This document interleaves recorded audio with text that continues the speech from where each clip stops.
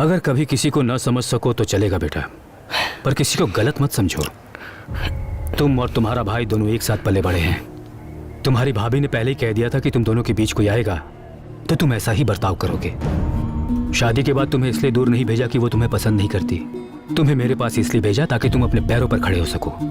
यहाँ पर तुमसे काम करवा कर वो तुम्हें नौकर नहीं बनाना चाहती थी, बस ये चाहती थी कि तुम अपनी जिम्मेदारियों को समझ लो। पल्लवी को तुमसे हमेशा के लिए दूर करने के लिए यहाँ से नहीं भेजा, बल्कि इसलिए भेजा कि तुम दोनों एक हो सको।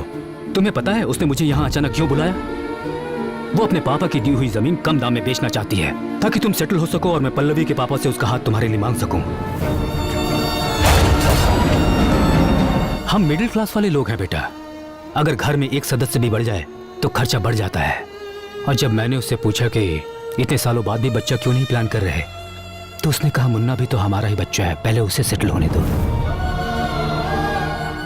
वो तुम्हारी जिंदगी बर्बाद नहीं कर रही, तुम्हें एक नई जिंदगी दे रही है। तुम्हारी जिंदगी को खुशियों से भरकर उसे बेहतर बनाने की कोशिश कर रही है। रिश्ते कच्चे धागों की तरह होते हैं, टूट गए तो इन्हें जोड़ने में गांठ पड़ जाती है। इसलिए अपनी सोच को बदलो। मैडम, मुझे परेशान मत करो, जो तुम चाहते हो वो नहीं होगा। अच्छा, तो जैसा मैं चाहता हूँ वैसा नहीं होगा। ये घटिया औरत मरेगी तो मैं जीतूंगा।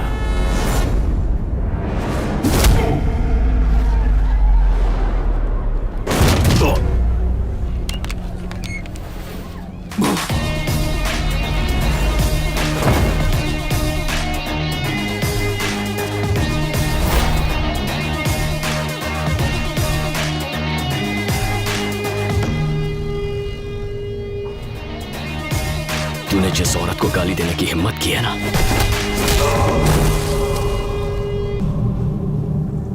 वो भाभी मां है मेरी।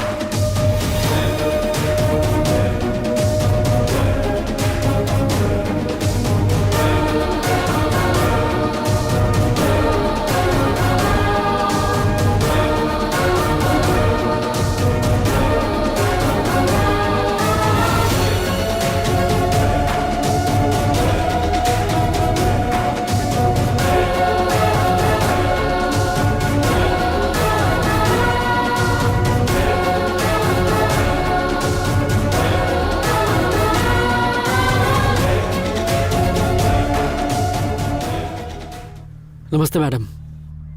मैडम नमस्ते।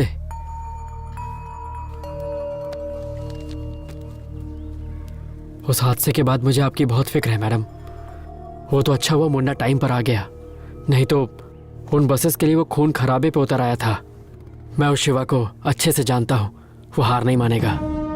आप मुन्ना को समझाइएगा मैडम कि वो संभल कर रहे, वो बहुत खतरनाक है। एक 2 टके की छोकरी शिवा के काम में आके टांग अड़ाएगी। तुम सब क्या कर रहे थे? झग मार रहे थे? जाओ उसे उठा कर लाओ। चलो रे।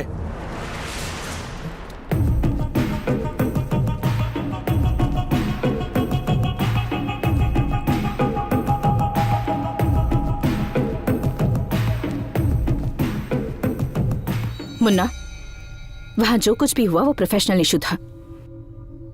तुम्हारा इन पर यूं हाथ उठाना गलत था। चलो सॉरी कहो।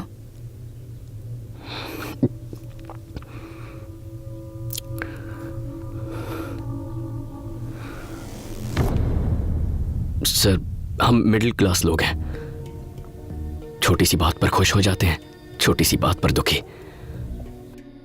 रास्ते में अगर किसी साइकिल वाले से टकरा जाएं और वो हमें गालियां दे तो लगता है जैसे इज्जत चली गई। हम जवाब देना चाहते हैं पर दे नहीं पाते, क्योंकि हमारे पीछे परिवार होता है। उन्हें कुछ हो जाए इस डर से चुपचाप वहां से वापस चले आते हैं। कभी उन पर अगर कोई मुसीबत आ जाए, यह सोचकर ही मन घबरा जाता है। आपने भाभी को मारने की धमकी दी, मेरी समझ में नहीं आया मैं क्या करूं। गलती हो गई, माफ कर दीजिए। I am sorry. वहां दुनिया के सामने हमें मारा, अब सबसे छुप के सॉरी कह रहा है तो इसे छोड़ दें। ए सुबह,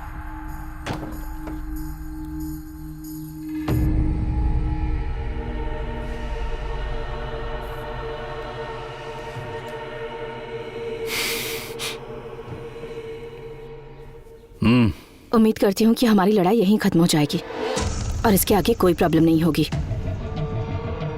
चलो चलते हैं।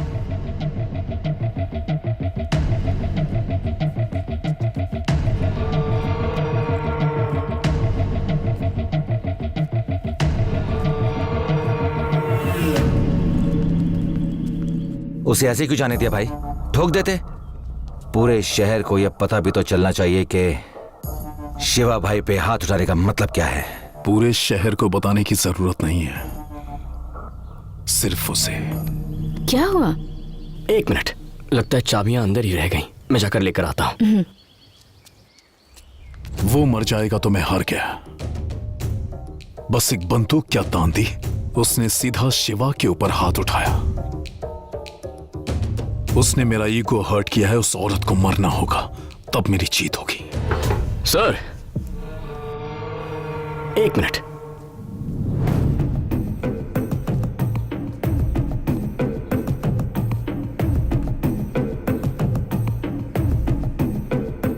बात करनी थी। अभी जो एक्शन हुआ उस पे आपने कोई रिएक्शन ही नहीं दिया था। इनके चेहरों को देखकर लगता नहीं कि ये मुझे जिंदा छोड़ना चाहते हैं। इसे देखिए कैसे घूर रहा है। मैं तभी समझ गया कि आपका प्लान कुछ और ही है। आप अभी छोड़ देंगे फिर बाद में मार देंगे।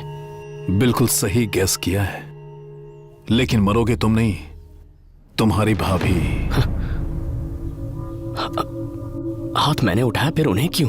तेरी गलती की सजा उसकी मौत है, और उसके बाद तू जितना तड़पेगा उसी में मेरी असली जीत होगी।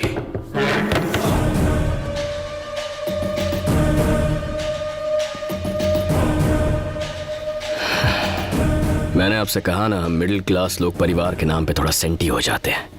ये बात एकदम सच है, लेकिन इस बात का एक और एंगल है। प्रॉब्लम आने के बाद उससे लड़ने से अच्छा है उसके आने से पहले ही तैयारी कर लो।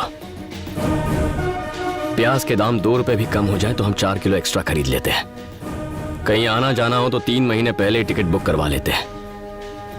50 पैसे पेट्रोल का दाम बढ़ने की खबर पे आधा किलोमीटर लाइन लगाकर रात को 12 से पहले पेट्रोल भरवा लेते हैं। जहां हम ऐसी छोटी छोटी चीजों में इतना ख्याल रखते हैं, तो सोचो जब बात हमारे परिवार की हो तो हम कितना ख्याल रखेंगे।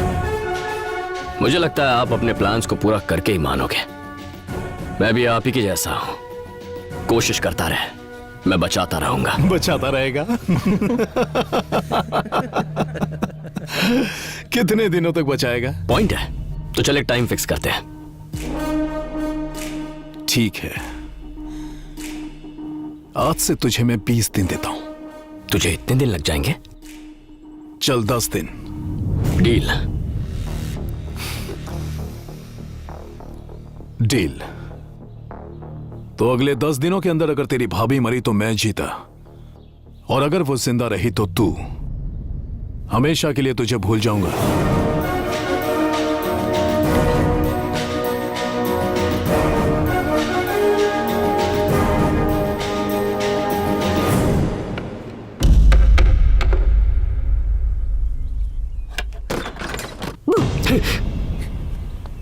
जान लोगे क्या? मेरी जान लोगे? इस महीने की 20 तारीख बहुत शुभ है, चलेगी ना? शुभ है मतलब किसके लिए? हमारी शादी के लिए। घर से चली गई तो लगा पीछा छूट गया है। मैंने पापा को हमारे बारे में बता दिया, वो यहाँ दीदी से बात करने आए हैं। चलो। अगर किसी को आंगन में पेड़ लगाना हो, वो केले का पेड़ लगाता है, कोई बरगद का पेड़ नहीं लगाता। अगर लोग फल देने वाले पेड़ के बारे में सोचते हैं तो मैं एक काम करने वाले दामाद की उम्मीद भी नहीं रख सकता क्या?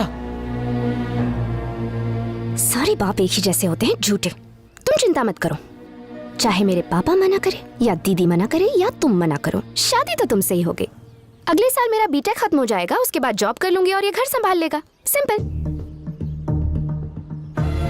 देखा कैसी बातें कर रही है? इसकी गोल गोल बातें सुनकर मैं तंग आ गया हूँ। इसे आजादी देकर मैंने बहुत बड़ी गलती की। पहले आजादी दी और जब आजाद हो गई तो तकलीफ हो रही है।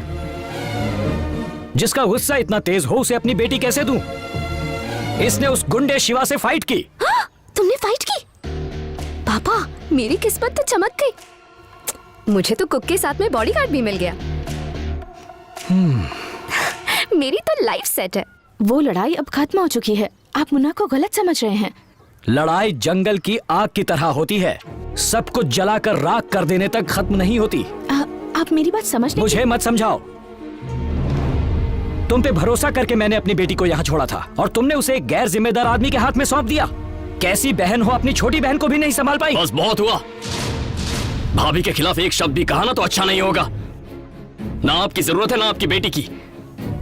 जाइए यहाँ से। मुन्ना प्लीज। क्या कहा था? ये लड़ाई झगड़ा नहीं करता। इसके बात करने का तरीका तो देखो। इसका बस चले तो जान ही ले ले। तुम अब चलोगी या हमारी नाक कटवाओगी? मैं बाहर इंतजार कर रहा हूँ।